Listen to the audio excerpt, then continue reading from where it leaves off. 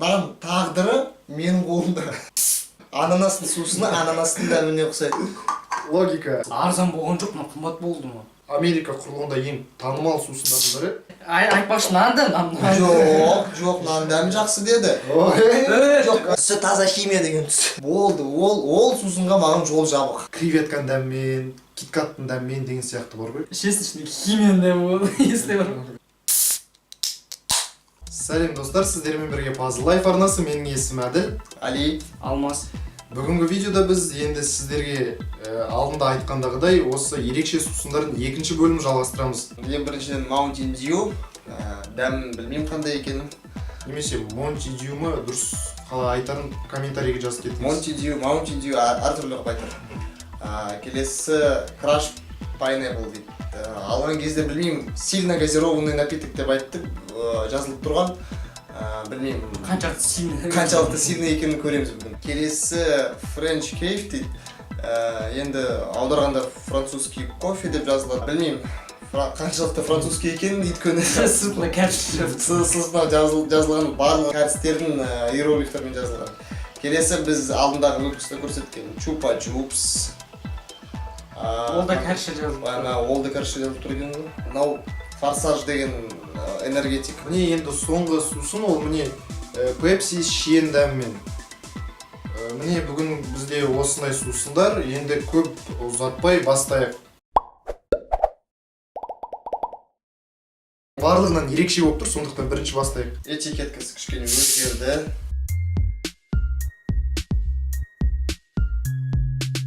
Бағы қарасаң кәдімгі Pepsi сияқты, бірақ сүк сәл өзгеше. Жоқ, дәрсің кәдімгі Pepsi. Иісі жақсы. Иісі өткенде Доктор Пеппер, иә. Ана нені дәмі ондай болмайды шығар. Доктор Пеппердің дәмі. Көрейік дәмі. Әрине Доктор Пеппер жақсы. Енді мен ұқтым Доктор Пеппердің кемшілігі немене де болды. Газ аз болды.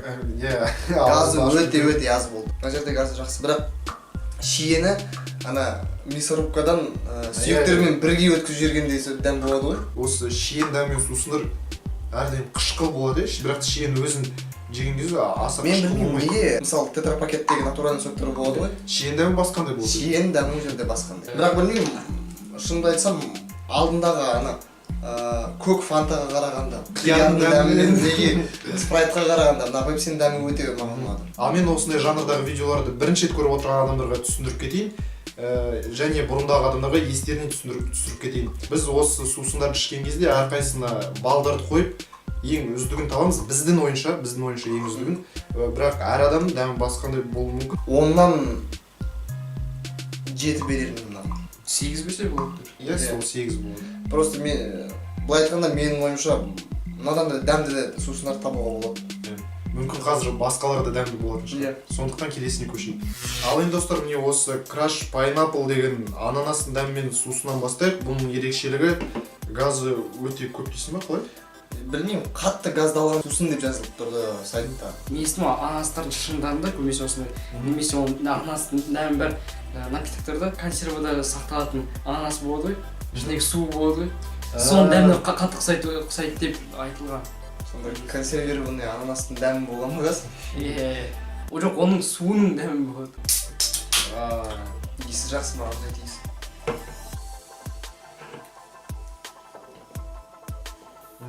Ой, көктің бәрін болды, ішпейсің.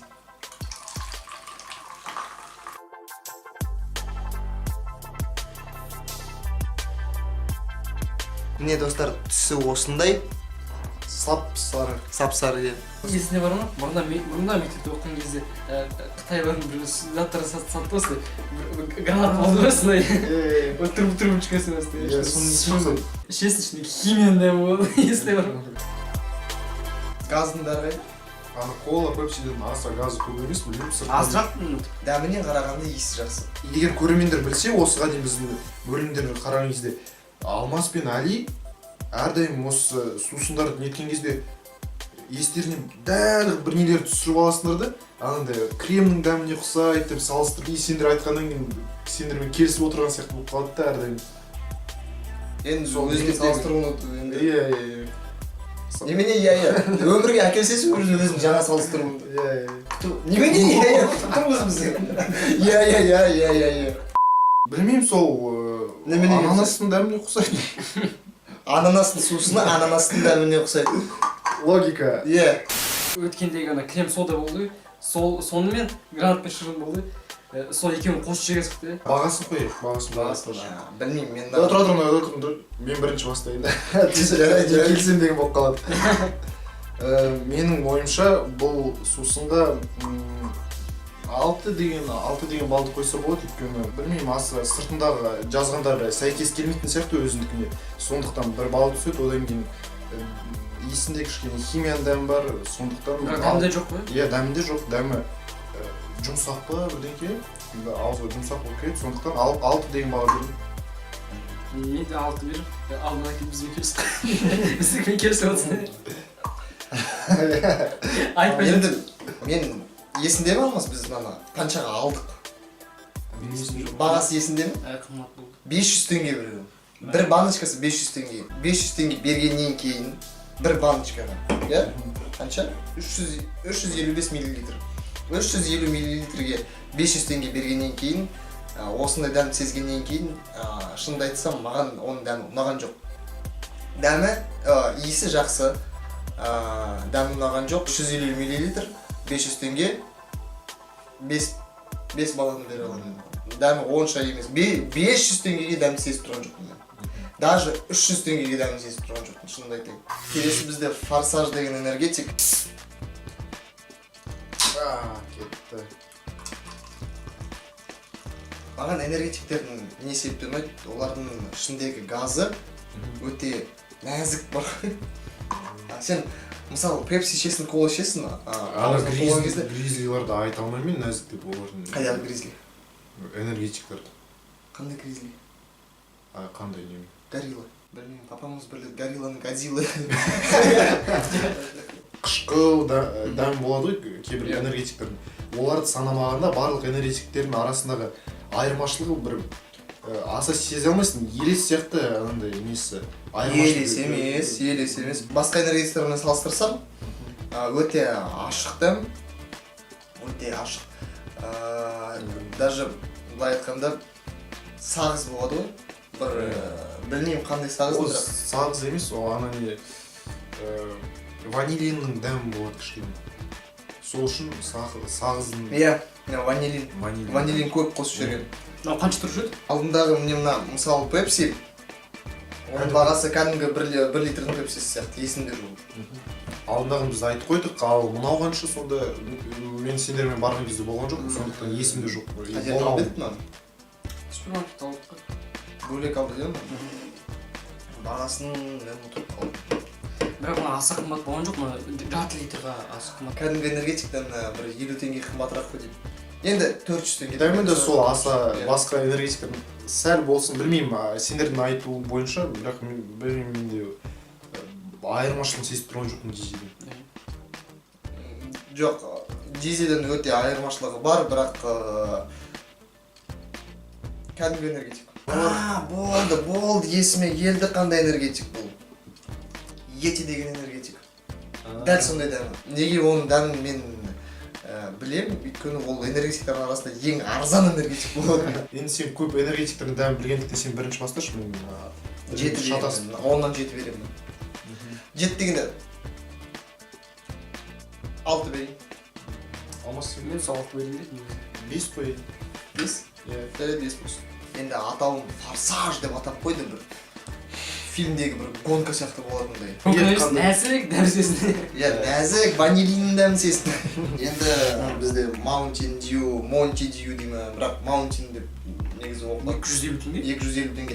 Енді бар ғой, ылғи осылай болады. Сен қымбат сусынды аласың, бір банкасын 500 теңге қылып, 400 теңге қылып, 300 теңге қылып, оның дәмі онша емес болып шығады. Бірнеше бөлім уже жалғасып кетеді сол. Дәстүр жалғасып кетеді. Кез келген нені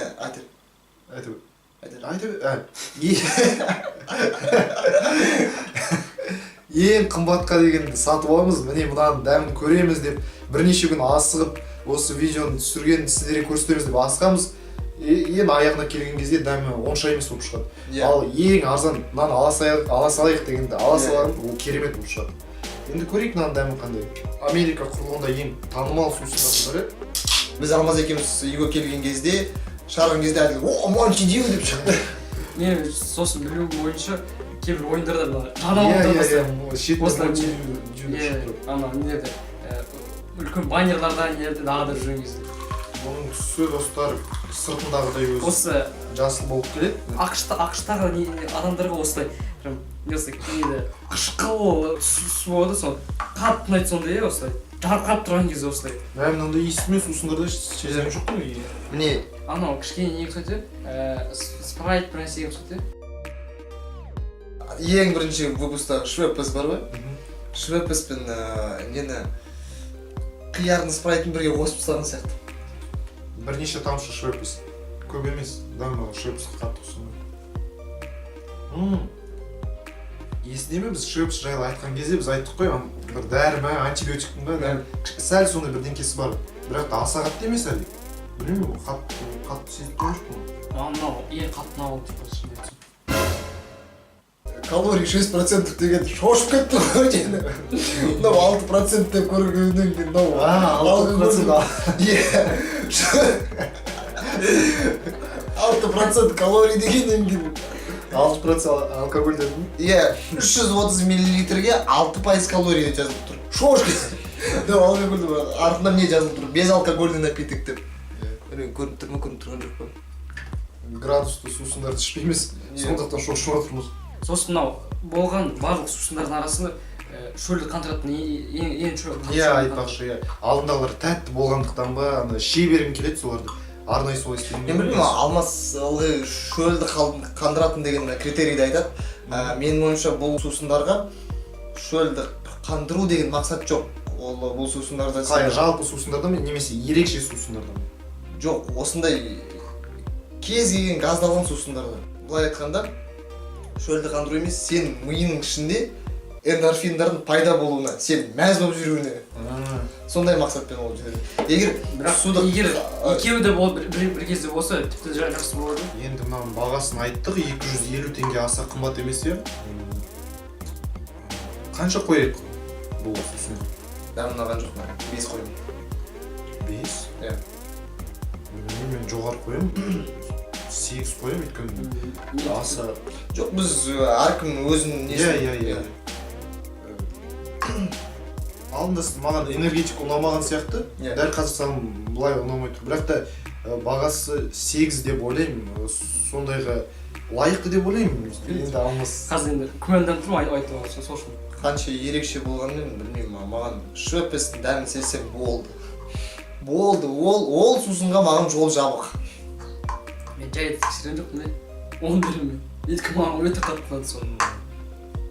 Білмеймін. Ал енді не достар, бүгінге өзін сырты ең кішкентай осындай кофенің дәмін көрейік. Дәмі қандай болады екен, коктейль ма, бір бәле ғой ішме, қателеспесем әлденемен. Менің ойымша осы ғой, шөлді қандырмайтын, жай дәм үшін ішетін ішуге арналған. Өйткені бет-беттей осындай болады. Жоқ, бұл дәм ішетін үшін емес, сен мысалы кейбір адамдар жұмысқа келеді, жұмыста ең біріншіден кофе ішеді. Өйткені ұйқысы қанбай, нетпейді, ұйқы қандыру үшін. Оны кофені көп ішпейді, өйткені ол ішінде кофеин көп, кейбір адамдарға зиян көп кетеді. Сол себептен мына жерде мысалы 175 мл. Бағасы қанша болды? Есімде жоқ. Сол арзан болған жоқ, қымбат болды ма? 300 ба, 400 ба, сондай маған. Ерекше кішкентай болғандықтан алдық қой. Иә. Бірақ мен білмеймін. Мына жерде шын айтайын, мен кәрісше білмеймін. Мына жерде ағылшынша да бір сөз жоқ. Әйтеуір Канаданың несі тұр. Бірақ Канаданың флагы тұр. Қазір тұра тұр, 1 минут қашпай. Бірақ естерінен түсіріп кетейін, әлі алмас. Осы Корея, Жапон сусындар бар ғой, өздерін дәмдерімен ерекшеленеді ғой. Бұға дейін біз әлі осы азиялық елдердің сусын әлі көрген жоқпыз. Екеуі қалып тұр. Сондықтан бұл кәдімгідей ерекше болуы мүмкін қазір. Бұл америкалық емес, бұл европалық емес, бұл енді олардың фантазиясы бір түрлі. Креветканың дәммен, киткаттың дәммен деген сияқты бар ғой. Азиаттардың?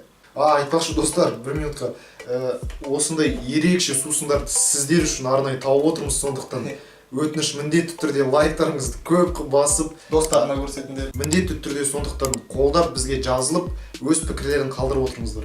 ана кезде айтпақшы Али екеуміз қаланы аралап жүріп Сол бір қаланың басқа шетіне барамыз келеміз, у нас нет вторичных дейді, біз басқа жаққа барамыз, мына жаққа барамыз.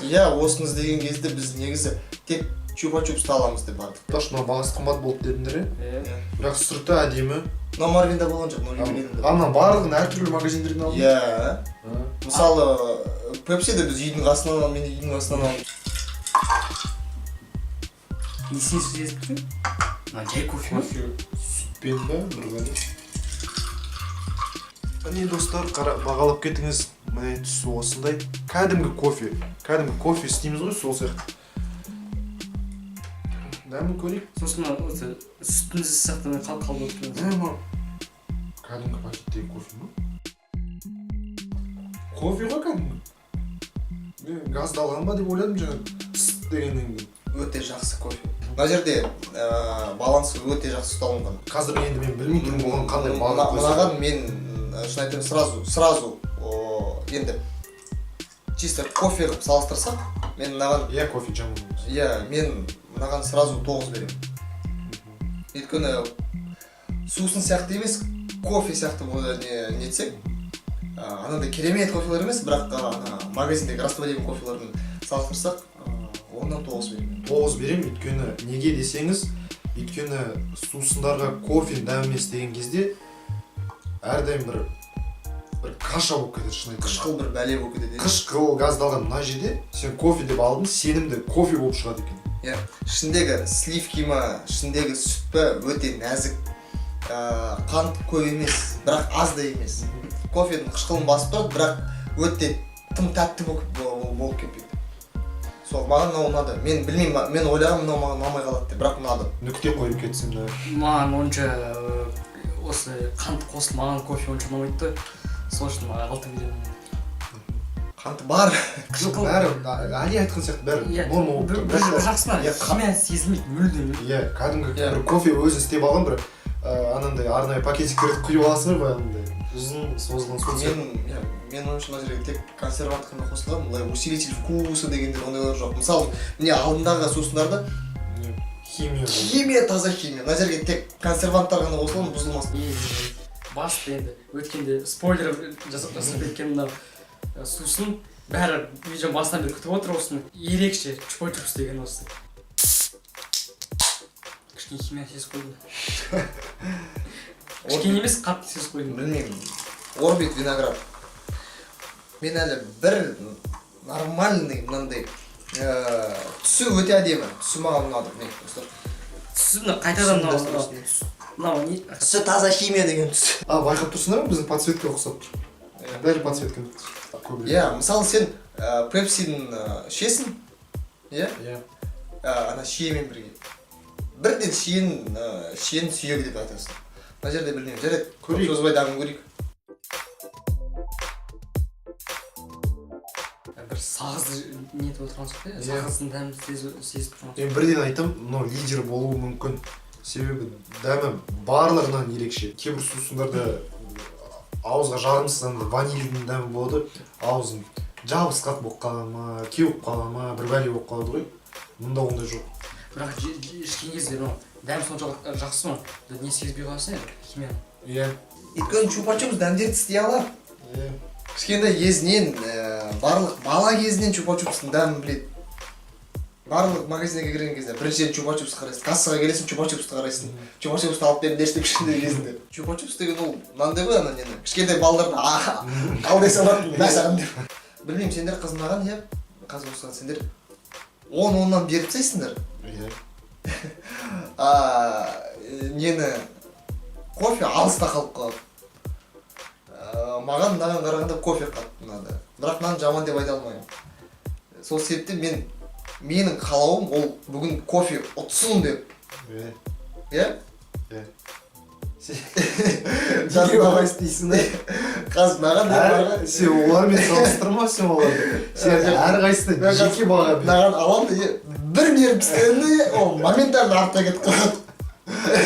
Сендер қой 10 бердіңдер, қой 9 бердіңдер маған ол моментально артқа кетіп қалады. Өйткені сендер кофеға уже мен сендерге айттым кофені соңына қалдырайық деп.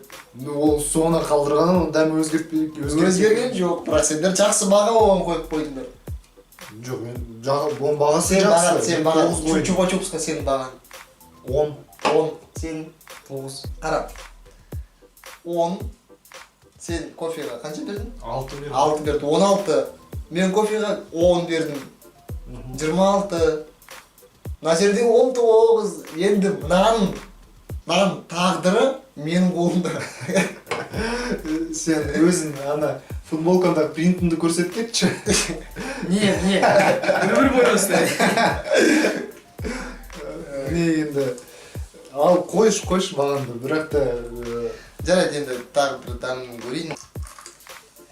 Қазір шын айтамын, әзілсіз, несіз, объективный баға беремін. 7. Шын айтамын. ойланып тұр, қазір қанша қояйын, Жоқ, аз болсын деп. Негізінде 10 қой. 7 деп.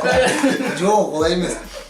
Маған өзімі, мен басында айттым, бастамай тұрып, ашпай тұрып, жүзімнің ароматизаторлары, вкусозаменительдер маған ұнамайды. Өйткені оны қайталау, оны жасанды түрінде істеу, оны өте қиын. Бұл жерде жақсы болды. Жоқ, бұл жерде жай тәтті болып тұр бұл. Жүзімнің дәмі қатты ұқсамайды.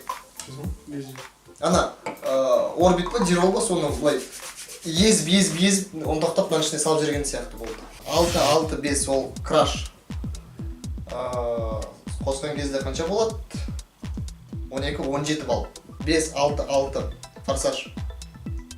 Дәмі онша жаман емес, бірақ кәдімгі энергетик, бағасы қымбаттау. Сол себептен бағалары кішкене. Оның үстіне бір ресейден жасап бір ерекше шетелдегі деп қойды. Ресей бізге шетел, бірақ соның өзінде бір шетелдегі деп қойды. Мысалы, мына болсақ деп айта алмайсың, соны жоқты. Mountain Dew ма, Monty Dew ма білмеймін. Менің ойымша Жоқ, сенің ойынша енді давай біз нелерді баға бойынша әділеттік болсын мына жерде. 8, 7 ол Pepsi. Енді міне достар, мына жерде бірақ та бетімізді әбден жауып бітті, сондықтан былай ұстап отырайын. 23. Мынау да 23 болды. Екеуі бірдей бағалар. Monty Dew мен Pepsi'дің бағалары бірдей. Бұл 23 балды. Чупа-чупс 26. Кофе 9, 18 плюс 6, 24. Неге білсем 24. 5 беру керек еді чупа-чупсқа. Және мамамызға дәмін көрсеттім. Дәмін сезді. Детті кетіп қалды. Айтпақшы нанды. Жоқ, нан дәмі жақсы деді. Жоқ, өйткені оған кофе ұнамайды деді, бірақ кейін кофенің өзі, в принципе кофенің өзі ұнамайды деді. Бірақ маған да солай өзі. Бірақ дәмі жаман емес деді. Наған бас тартты сразу. Сонымен бірінші орын қайсы болды? Чупа-чупс болды, Чупа-чупс ол негізі әділетсіздік бұл. Жоқ, қара, әрқайсында ішкен сайын сен келесі бағаларды ұмытып қал. Өйткені біз әрқайсына жеке баға береміз. Мынаны жоғары көтереміз деп істемей қой. Өйткені мынау шын маған ұнаған жоқ. Бұл білесің бе, не себепті сендерге ұнап тұр? Өйткені ол ерекше. Жоқ, дәмі үшін ерекше. Сол сендер ерекше болғандықтан. Жоқ, дәмі де ұнап тұрсыңдар. Сол дәмі ерекше болып тұрғанын ұнап тұрсыңдар. Дәмі де, сырты да, өзі де ерекше. Мынау сапалы. Сол себепті мен өте бағалап тұрмын. Біз көрінді, біз әртүрлі критериймен бағалап тұрмыз. Сендер ерекшелікпен, дәмімен, мен сапасымен. Нанның сапасы шын айтсам өте жақсы. Өйткені осындай натуралды, таза дәмін сақтау ол өте қиын. Бірақ шын мәнінде осындай өте ашық, өте газированный напитоктермен жарысу қиын. Сусындарды таластырып отырмыз, бірақ та көрермендер өз бағасын беріп кетсін. Артқа айналдырып басынан да қарасаңдар болады видеоны. қайсы сіздің ойыңызша немесе сіз бағалап отырғанша қайсы жақсы екеуін міндетті түрде жазып кетіңіз, бізге қызық болады. Қайсы сіздің ойыңызша бірінші орынға лайықты деп. Короче, мынау Хабиб, мынау Конор. Сондықтан барлығын жазып отырыңыз. Міне біз сізге арнайы осындай ерекше сусындардың барлығын қаланы аралап тұрып тауып бердік. Сондықтан тағы да қайталап кетейін, комментарийлерін аямаңдар. Міндетті түрде лайктарын аямай басыңыз, өте көп жинаңыз. Сонда бұндай видеоларымыз жалғаса береді. Және арнамызға тіркеліп, бізге қолдау көрсетіп жеріңіз. 100К-ға жетіп қалдық, сондықтан тезірек жетейік 100К-ға. Осындай видеолар қашан шығады, немесе барлық әлемдегі жаңалықтар, барлық қызықты мәліметтер, күлкілі, қызықты, барлығы біздің ВКонтакте тобымызда болады. Үшеуміз сол жерге керемет администрирование жасап жатырмыз. Күнде жазбалар өте қызықты, міндетті түрде бағалап, видеоның сипаттамасындағы және бірінші комментарийдегі сілтеме бойынша өтіп, біздің барлық әлеуметтік желілерімізге тіркеліп кетіңіз. Міне бүгінге осы өте қызықты және тартымды видео болды деп ойлаймын. Кәдімгі басқа бөлімдерге қарағанда қақтығыс болды осы видеода. Бірақ осы Өйткені біз күндіз түсіріп жатырмыз. Күшіміз көп. Алдында күндіз емес, енді таңертең түсіріп жатырмыз. Бір ерекшелік деп айтса болады бүгін. сосын очедегі барлық сусындар жаман емес. Өткенде көп сусындар шешсін жаман да болды. Бұл жерде ең жақсы сусындар болды. Ал егер сізге осындай футболкалар ұнаса, Жарнама жасап кетейік. Пазлға жазыл біздің анандай ең негізгі каналдағы интроға ұқсас стильдестерінген. Және осындай принтермен. Кофе деп Жоқ, сондай принтермен футболкаларды қаласаңыз, біздің пазл шоп атты онлайн дүкенімізге кіріп, көзіңізге таңдап алып алсаңыз болады. Жігіттерге, ұлдарға, балаларға бөлек футболкалар, қыздарға бөлек футболкалар. Балаларға бар.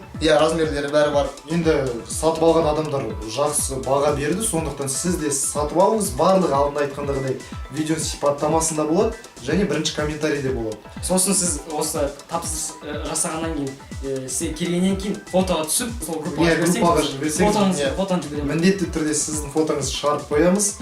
Аты жөніңізді сәлем айтып, арнайы стикермен сізге керемет хабар жазып кетеміз сол тапсырысыңызға. Міне бүгінге осы, сізбен болған мен Әділ, Али, Алмас. Неге үндемей қалдым? Білмеймін. Бүгінге осы. Пазлға жазыл.